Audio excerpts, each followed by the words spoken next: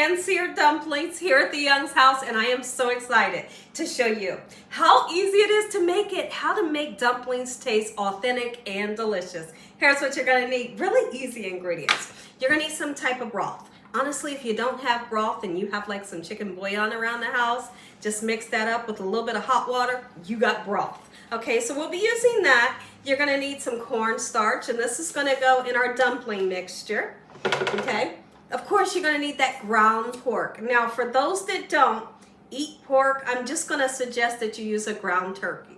Okay, so I have about 1.5 pounds of ground pork, some beautiful spring green onions, okay? And you're gonna need those wonton wraps, not the big ones that we're making an egg roll out of, but these ones here, these little tiny ones, okay? We're doing something special with the bean sprouts. If you're ever using bean sprouts in a recipe, always make sure you get the fresh kind, not the kind that comes in the can, okay? Because the ones in the can are absolutely disgusting. All right, you're gonna need some really interesting ingredients to make that dumpling filling taste authentic. We are using oyster sauce, fish sauce, soy sauce. We're going to be using some sugar, believe it or not, but it's going to balance out that savoriness that's within the dumplings. You're going to need a nice sweet Vidalia onion, and you're going to need a lime.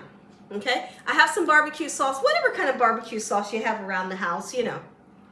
We're going to serve this with some rice, your favorite rice. It might be fried rice, rice-a-roni. I'm using just the white rice, and I have some Kewpie mayo. If you don't have Kewpie, don't worry about it. Just get some regular mayo. First thing we're going to do, let's go ahead and put our rice down in here. I've salted the water, and we're going to cook this rice for 11 minutes. It's going to turn out nice and fluffy every time. Never tried dumplings with the side of rice on the side? It goes like peas and carrots, super delicious. So now we're going to take that ground pork. This is not a ground pork sausage.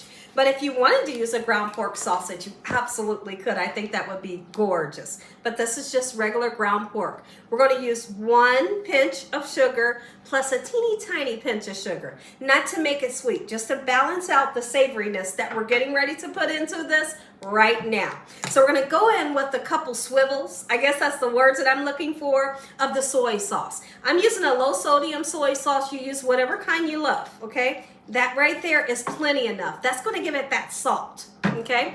And then we're going to use some oyster sauce, about a tablespoon, okay? I only have a little bit, so whatever this bottle gives me, that's what's going in. It's thick, it's rich, and it has such a great taste in these dumplings. Now we're going to go in with fish sauce. Some people can't wrap their brains around what fish sauce is, and does it taste fishy? It does not taste fishy. It actually tastes really good, gives it that umami taste. Make them say umami every time. That right there, that's plenty enough. Great flavor going in. Now we're going to use a really interesting ingredient. 1 tablespoon of cornstarch. The cornstarch is going to give the pork the texture that we're looking for. Just 1 tablespoon is perfect. And next we're going to chop up some of these beautiful green onions here, just into small pieces. Half of these green onions are going to go into our mixture, and the other half will be used, you know, like for a garnish, just to throw it on top as an afterthought and make it look super gorgeous. But not only does it give it a garnish, it makes it taste great. So let's chop these up just like so. Hope y'all are having a great day today. Is anybody doing anything special for the weekend? I think today is hump day for a lot of you all. Let me know what you're doing for the weekend. What's the weather like? Have you all did anything for the summer with your kids? I want to hear everything from everybody. Are you just going to try a Gina Young recipe this weekend? Dumplings like we do here at the Young's house. We absolutely love dumplings. Even you can get some frozen dumplings that really taste good, but you gotta know how to doctor them up, right? You gotta serve them with some barbecue sauce, some Kewpie mayo, some green onions. But in today's video, I'm showing you how to doctor them up, just in case you don't want to make them homemade. But homemade is always going to be best. I'm telling you, this recipe, make sure you make a lot. Because you and your whole family, they're going to go absolutely wild over it, and they're going to have you making this weekly. Go ahead and add in half of those green onions to our mixture here. That's plenty enough. And then we're going to give it a nice mix around until everything is well incorporated. It's going to take some time. I'll probably be mixing this for about 7 minutes. What we want to do is we want to take this mixture after mixing it, let it set for about 10 to 12 minutes just on the counter so it can kind of get some of that chill off. When the chill comes off of it and it cooks, it'll have a better texture. If you're cooking it and it's super cold, it won't have the texture we're looking for. So I have a beautiful lime here. If for some reason you can't find it, a lemon will do. We're going to cut a couple slices, okay? And we're going to set it onto this plate. And I want to talk about the bean sprouts. The bean sprouts, make sure they're fresh.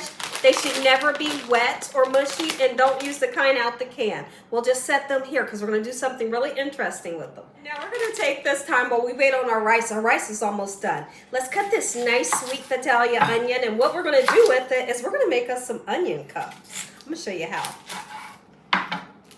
Because what we're going to do with these onion cups is you put the onion cup under the dumpling and you pick your dumpling up, throw them things back just like that. But here's how I do it. Just basically you want, hold on y'all, let me grab one. You want quarters. Oop, that one's on the floor. Hold on. Let me get another one. I think you want them to look just like this. Let's get them onto the plate. So now these dumplings are a pan-seared dumpling, but eventually we'll be steaming them so that the wonton wrapper can steam. This is what they're going to look like. They're so cute, and they have some white stuff on them. Don't worry, because it's just cornstarch. It really just keeps these wonton sheets separated. So here's what we're going to do. This is so much fun. You're going to take about a tablespoon or a teaspoon. You're going to kind of make somewhat of a little ball. Put it into a greased pan just like this, right? And then we're going to turn around and we're going to take our wonton and squeeze it. This is what it's going to look like in the pan. Squeeze it on top. So the bottom will be like this, and this will be like this, and we're going to fill this whole pan. Let's continue to put our dumpling fillings all in here until we get the whole circumference of the pan filled up with dumpling filling. And then we'll double back and just put like the egg roll wrappers on top. Okay, or not egg roll wrappers, let me rephrase that. Wonton wrappers on top. I don't want nobody to go out and get egg roll wrappers because they'll be too big. I guess you could cut them down if you wanted to, but we don't want you to have to go through none of that hassle. Y'all, I just seen the wildest thing today. The wildest thing just happened, and tomorrow I'm going to do a talking video on this, and you guys are not going to believe, you're not going to believe it. So let's go ahead and put our wonton wrappers right on the top of each one. Just kind of smash it on top. Super easy, and this part is really quick. Get the kids in the kitchen to help you. They'll love doing this. Let me do a couple. We'll take it. Just kind of do like that. I wanted to bring the camera in close just for that person. It's always somebody say, Gina, I really didn't get to see that. Well, here you go. Just this simple. And so now what we're going to do is we're going to start to pan sear it with that little bit of oil that's in the bottom of the pan. The bottom of the dumpling will begin to somewhat fry. And then we'll come in about 7 to 8 minutes and pour us a little bit of chicken broth in there so they can steam, and then we'll cover it with the lid. While our dumplings are frying up, go ahead and take your fingers and just push the top of them to kind of make that top nice and flat, so to speak, just like this, quick and simple. Here in a couple minutes, we're going to be pouring some chicken broth in, not too much, just enough to where they can steam, and then we're going to get that lid on them. Let's go ahead and put that broth in. I'm just going to pour it in on the side, not too much, but enough to get it nice and steamy so it can cook. I need a little bit more. Lovely. Put this on, and now they cook fully from here. Let me show you what the dumplings are looking like. This is so much fun. Yes, look at that. Are you kidding me? They're almost at these dumplings. They're done. And you'll know when they're done. Just trust me. Okay, so here's what we're going to do. We're going to dress it and make them look absolutely gorgeous. Starting with some beautiful green onions. It's going to make it look pretty and make it taste good. Just like that. Okay, we're going to go right in with some barbecue sauce. I'm really bummed out that it didn't have the little spout hole, so I don't have to squeeze so much on here, but I'll do what I can to make somewhat of a gorgeous design. You know, I wish it had a hole like this little tiny one, but we're going to work it out. And the Kewpie mayo, kind of get a little decorative with it, make it look gorgeous. Everything we eat, we want it to look pleasingly aesthetic to the eye. How beautiful is that? I know. Sesame seeds, I'm going to put just some on the top. If you have that everything bagel seasoning, you could do that because it has like the black sesame seeds and it's really gorgeous, right? So let's just put some of that on top, just like so. Now Now let's make our plate. Here's how we're gonna do it. We have a nice fluffy bed of rice, a little bit of green onion on there. Put a wedge of lemon or lime right on the side because you can squeeze it on, you know, your dumplings, your rice, whatever. You grab a couple for your family. Look at this. My family goes absolutely wild over this recipe. Now, for this recipe, honestly, if you wanted to, you could turn around and put 2 of the wonton wrappers on top of your dumplings. It's really up to you, okay? But I usually, when I do this, I just use 1. How much fun is this recipe? Take a look at this. I know. If you enjoyed today's video, give me a thumbs up. My mouth is watering. If you ain't subscribed, make sure you subscribe. Tell the world what Jeannie Young's doing in this kitchen every single day.